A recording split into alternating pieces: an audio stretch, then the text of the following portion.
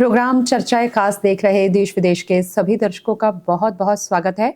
मैं हूं रचना सेवक और अपने इस प्रोग्राम में हम अपने राज्य देश विदेश से जुड़े हुए कुछ अहम मुद्दों पर चर्चा करते हैं, बातचीत करते हैं। और एक बार फिर से आज भी स्टूडियो में हमारे साथ चर्चा के लिए, बातचीत के लिए मौजूद हैं दैनिक उत्तम हिंदू टीवी के मुख्य संपादक इरविन खन्ना जी। तो सबसे पहले तो सर बहुत बहुत स्वागत। और आज जो खास चर्चा का विषय है, सबसे पहले जिसकी बात करना बनता है वो है किसान आंदोलन। सर, किसान आंदोलन एक बार फिर से शुरू हो गया है और शंभू बॉर्डर पर पुलिस और किसानों के बीच टकराव भी चल रहा है। और इस आंदोलन के दोबारा शुरू होने से जनता को भारी दिक्कतों का सामना करना पड़ रहा है। साथ ही साथ आंदोलन पर सियासत भी एक बार फिर से तेज हो गई है। तो लोकसभा चुनावों पर आप इस आंदोलन का क्या असर देखते हैं? इस टकराव का क्या हल है और क्या परिणाम निकलने वाले हैं? देखिए, ये जो आपने सियासत की बात की, राजनीति, ये शुरू ही राजनीति के कारण हुआ है जी क्योंकि इस समय लोकसभा चुनाव सिर पर खड़े हैं। बिल्कुल।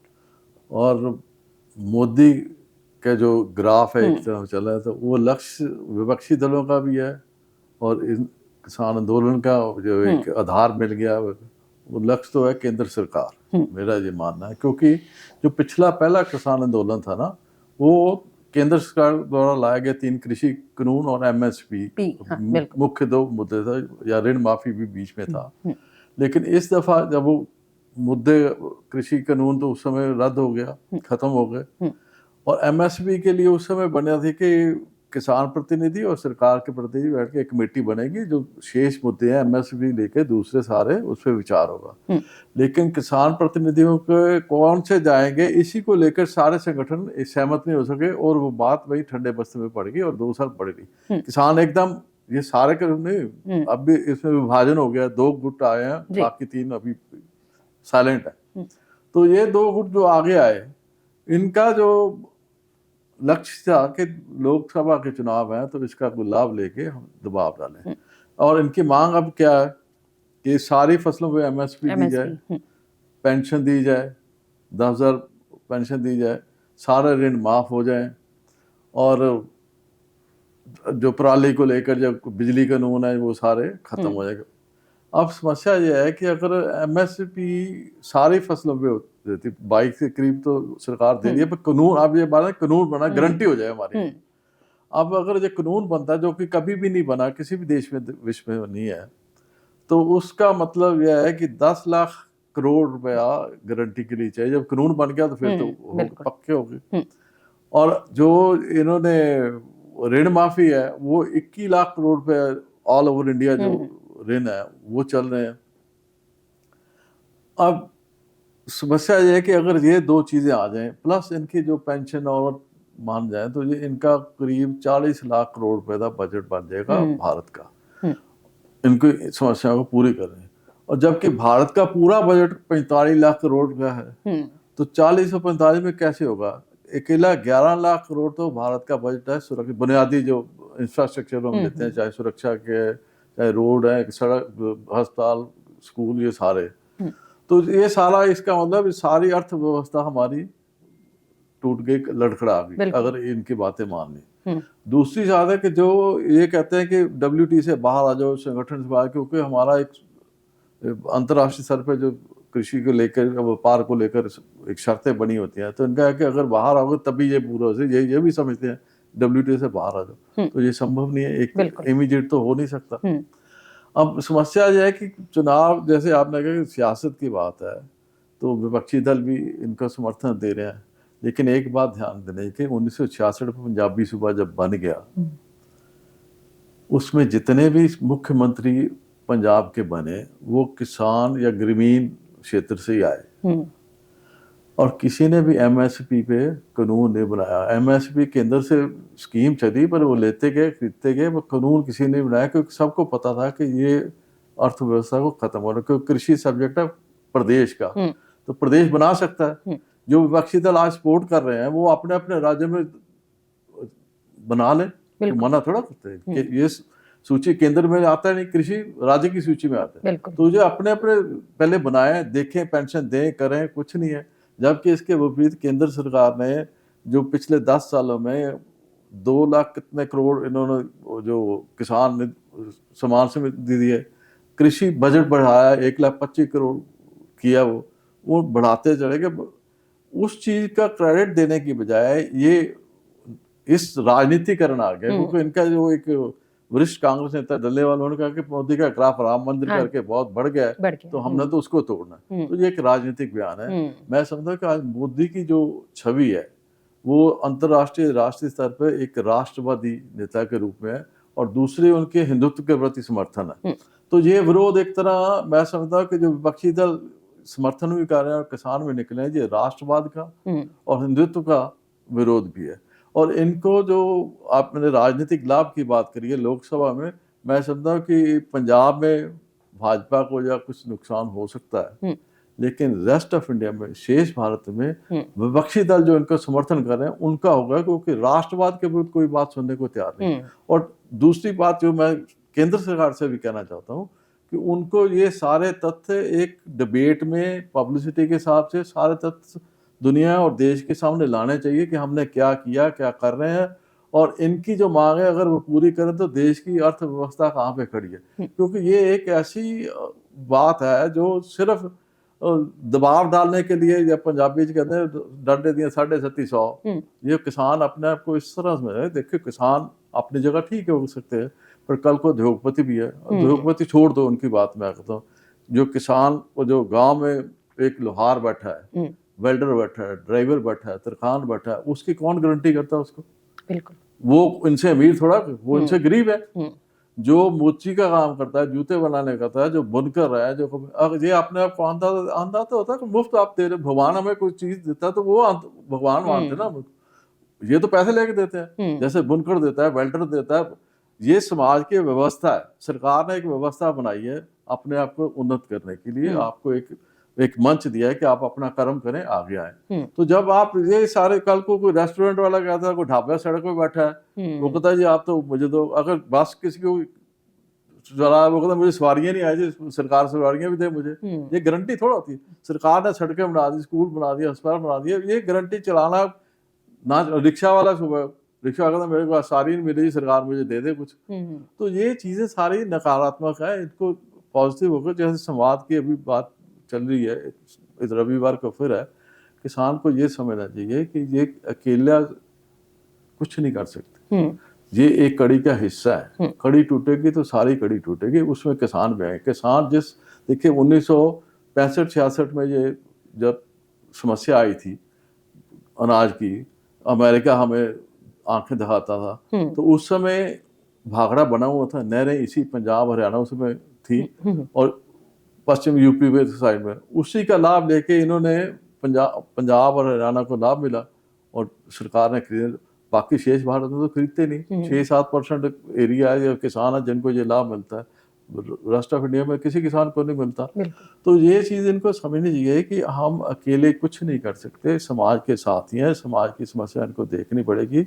अगर ऐसे दबाव से या धमकी दे के, जैसे शंभू बॉर्डर ऐसे बना दिया गया जैसे मतलब एक दूसरे देश से कोई लड़ाई करनी है, क्योंकि ये इसका कारण मेन ये है कि लोकतंत्र देश में ऐसी व्यवस्था होनी नहीं चाहिए। पर कारण ये है कि पिछले आंदोलन में जो घटनाएं घटी, वहां पे हत्या भी हुई, वहां पे लाल किले में गए, तो ये सारी चीजें देखे। और दूसरी बात है कि सारी अर्थव्यवस्था उस समय कितने हजार करोड़, 50,000 करोड़ का नुकसान हुआ था। आज भी उद्योगपति, व्यापार जगत, सब छोटे बड़े सबको प्रभावित कर रहे हैं। केवल अपने स्वार्थ के लिए या अपना उस चीज को देखने के लिए हमने राजनीतिक एजेंडा बना लिया कि सरकार को गिराना है। सरकार ना गिरने वाली है, ना उसको फर्क पड़ा, उसको पंजाब को फर्क पड़ेगा और पंजाब की अगली भावी पीढ़ी को, क्योंकि यहाँ पे निवेश कम होगा, उद्योग कम हो गए, व्यापार कम होगा, तो बेरोजगारी बढ़ेगी। आगे हमारे बच्चे बाहर जाते हैं या नशे में है या अपराध के क्षेत्र में बढ़ते जा रहे हैं, तो ये अराजकता, अनुशासनहीनता पंजाब को प्रभावित करेगी। इस बात को किसान को भी समझना चाहिए। जो विपक्षी दल है उनको ये समझना चाहिए कि अगर वो समर्थन दे रहे हैं तो रेस्ट ऑफ इंडिया में उनकी छवि खराब होगी, वो भी कॉन्शियस हो। ये एक बहुत संवेदनशील मुद्दा और जिम्मेवारी से सबको सोचना चाहिए। ऐसे देश नहीं चलता, देश ऐसे व्यवस्था नहीं चलती जैसे किसान चलाना चाहते हैं। ये एक मैं समझता हूँ कि पंजाब के लिए भी, उनकी भावी पीढ़ी के लिए भी और देश के लिए भी नुकसानदेह होगी। इस बात को समझ के संवाद के रास्ते जो व्यवहारिक मांगे हैं उन पे बात बने और आगे करें, अपना कर्म करें, आगे निकले। किसी ने रोका थोड़ा कि आपने सिर्फ गेहूं चावल ही बीजने को, दूसरा काम करें, पोल्ट्री का करें, डेयरी का करें, कोई उद्योग लगाना चाहता है, कृषि बेस कोई लगाना चाहता है, उसको मना किसने? सरकार ने सारी पूरी दी हुई है, उसका लाभ लें। स्कीमें भी हैं, योजनाएं सब बनी हुई है और करना तो इन्होंने, सरकार ने तो कुछ नहीं करना। तो इसलिए ये सारा एक राजनीतिक उद्देश्य ही है और ये पंजाब हित में, मैं कहता हूँ पंजाबी के लिए बहुत नुकसान त्रासदी है हमारे लिए। बिल्कुल। आगे बढ़ेंगे और बात करेंगे इलेक्टोरल बॉन्ड स्कीम की। सर, सुप्रीम कोर्ट ने 6 साल पुरानी इलेक्टोरल बॉन्ड स्कीम को अवैध करार देते हुए इसके जरिए चंदा लेने पर तत्काल रोक लगा दी है। तो लोकसभा चुनावों में राजनीतिक दलों पर इस फैसले का क्या प्रभाव पड़ने वाला है? देखिए, ये जो सर्वोच्च न्यायालय के चुनावी बॉन्ड को अवैध घोषित करना और रोक लगाना, और उन्होंने 13 मार्च तक सारी डिटेल SBI से मांगे हुए किस किस पार्टी को दिए, ये एक बहुत स्वागतयोग, ऐतिहासिक और लोकतंत्र के हित में है, जन के भी हित में है, ये देश हित में भी है, जन हित में भी है, लोकतंत्र के हित में भी है। क्योंकि देखिए, ये शुरू जो 2018 में उस समय सरकार ने ये आर्गुमेंट दिया था कि राजनीतिक दलों को जो काले धन का चंदा मिलता है उस पर नकेल डालने के लिए हम ये लाएंगे, बैंक के थ्रू से बॉन्ड लिए और बॉन्ड दे दें। उसका असर ये आज 6 साल के बीच में ये हो गया कि जिस चाहे केंद्र में भाजपा है, TMC उधर है बंगाल में, तमिल में कोई और पार्टी बैठी है, जिस राज्य में या केंद्र में जो पार्टी बैठी है, चंदा उसी को मिला। क्योंकि बड़ी कंपनियां उसी को प्राथमिकता देते हैं, जीतते घोड़े पर सब दाव लगाते हैं, तो वो उसी हिसाब से शुरू हो गया। जो लक्ष्य था भाई वो पा नहीं सकी, बड़ी कंपनियों का ये खेल बन गया। राजनीतिक दलों को भी ये लगा कि जो पार्टी सत्ता में है उनको पैसा मिल रहा है, जो विपक्ष में है उनको पैसा नहीं मिल रहा, और उसमें गोपनीयता आ गई, कोई डिटेल नहीं देना, कानून बन गया, इनकम टैक्स में भी बन गया, वो सारा बन गए। तो ये एक साधारण सी बात है कि जहाँ पे गोपनीयता होती है वहां पे भ्रष्टाचार का जन्म होता है। कोई आदमी को पता ही नहीं चलता भाई क्या हो रहा है, क्या नीति का नहीं पता चलता, दूसरा नहीं चलता, तो वो भ्रष्टाचार, जहाँ पे ट्रांसपेरेंसी है, पारदर्शिता है, कहाँ से आया, कहाँ खर्च हुआ, तो वो भ्रष्टाचार मुक्त करता है। तो इस हिसाब से जो सर्वोच्च न्यायालय ने भी यही आधार माना कि गोपनीयता से पारदर्शिता, आम आदमी को, जन साधारण को ये सूचना का अधिकार है और उसको पता होना चाहिए। और ये भी आप ऐसे भी देखें ना, सरकार हमारे जन्म से लेकर मरने तक जो भी हम करते हैं उसका इनकम टैक्स विवरण मांगता है, आप देना नहीं चाहते। बिल्कुल। तो ये एक विरोधात्मक बात है। जब हमारे से हर चीज मांगते हो आप, चाहे व्यापार का, चाहे जन्म का, मरण का, शादी है, कुछ है, तो हर इनकम टैक्स आ जाता है कि आप बताओ कहाँ से क्या है क्या। तो आप राजनीतिक दल जो चंदा है वो डिटेल नहीं देना चाहते लोगों को, क्यों नहीं देना चाहते? इसमें इसका मतलब कोई खोट है। और दूसरी, चुनाव आयोग ने भी आपत्ति की थी कि इसका मिसयूज हो रहा है, कंपनियां भी कर रही हैं और कई राजनीतिक दल मनी लॉन्ड्रिंग में जा रहे हैं, क्योंकि ये क्योंकि करोड़ रुपए का बॉन्ड है, तो करोड़ का बॉन्ड एक साधारण आदमी तो ले नहीं सकता, तो वो बॉन्ड का एक मनी लॉन्ड्रिंग के हिसाब से काम चलना शुरू हो गया। तो ये एक, मैं समझता हूँ कि लोकतंत्र है तो देश हित में, और सर्वोच्च न्यायालय का ऐतिहासिक फैसला स्वागत होगा, और ये दूर जाने वाली जो है ना दिशा बदलेगा राजनीति की, भारत की। जी, आगे बातचीत करेंगे, चर्चा करेंगे अभी रिहा हुए 8 पूर्व भारतीय नौसैनिकों की। सर, कतर में फांसी की सजा पाए 8 भारतीय पूर्व नौसैनिकों को रिहा किया गया है और उनकी ये रिहाई मोदी सरकार की विदेशी कूटनीति की एक बड़ी जीत मानी जा रही है। और साथ ही साथ दूसरी तरफ पश्चिम एशिया में हिंदू मंदिर, सबसे बड़ा जो हिंदू मंदिर है उसका प्रधानमंत्री नरेंद्र मोदी ने शुभारंभ किया है। तो इन दोनों घटनाओं को और भारत की विदेश नीति को आप किस तरह से देखते हैं? देखो, कतर से 8 भारतीयों की रिहाई जी, और UAE में हिंदू मंदिर का निर्माण, जी, अबू धाबी में, भारतीय कूटनीति का एक सफल प्रमाण हमारे सामने है। क्योंकि, और इसका श्रेय मैं नरेंद्र मोदी प्रधानमंत्री को देना चाहता हूँ। बिल्कुल।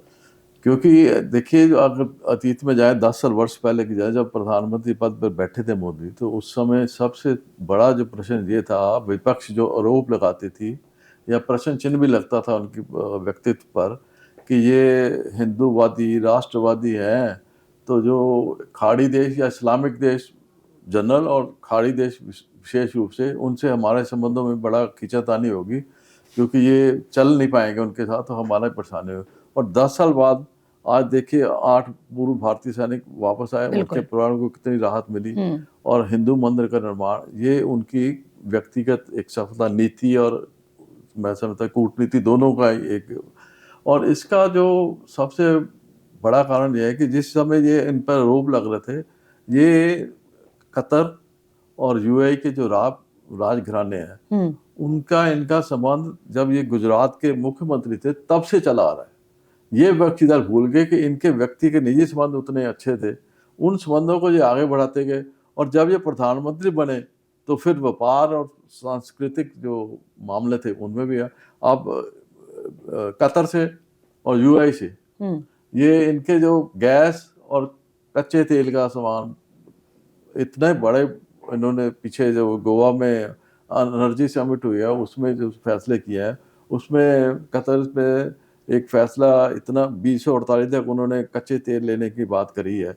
तो वो इतना बड़ा है कि जो आधे देश दुनिया के हैं उनका जितना जीडीपी है उसके बराबर है। आप हिसाब लगाए कितने लाखों डॉलर उनका है। तो ये व्यापार के संबंध भी, सांस्कृतिक संबंध भी, पर इन लाखों डॉलरों से ऊपर जो मैं समझता हूँ ये कूटनीतिक सफलता है हमारी भारत सरकार की, और विशेष रूप से मोदी निजी रूप से, कि भारतीयों की रिहाई और एक मुस्लिम देश में एक हिंदू मंदिर का निर्माण कराना।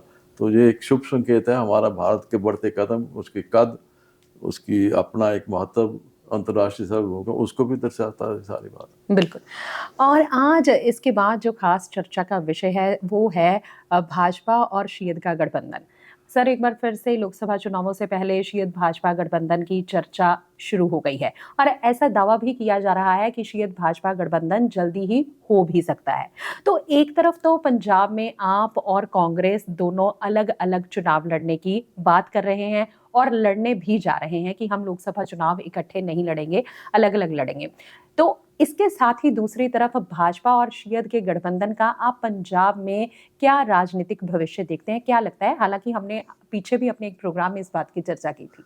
देखिए, ऐसे है, अकाली और भाजपा का गठबंधन पहली दफा मैं समझता हूँ गृह मंत्री ने पिछले दिनों में स्टेटमेंट दी कि हम इस पर विचार कर रहे हैं, जल्दी कोई ना कोई हो जाए। और उसके बीच में एक किसान आंदोलन शुरू हो गया। तो जो आपने पहला प्रश्न किया था ना कि राजनीति, तो ये राजनीति का एक कारण ये भी है कि अब अकाली और भाजपा इकट्ठे इस किसान आंदोलन के चलते हुए तो इकट्ठे नहीं हो सकते, क्योंकि अकालियों की जो आधार है वो ग्रामीण क्षेत्र है और किसान है। तो किसानों जब तक ये आंदोलन चलता है तब तक तो नहीं हो सकता ये।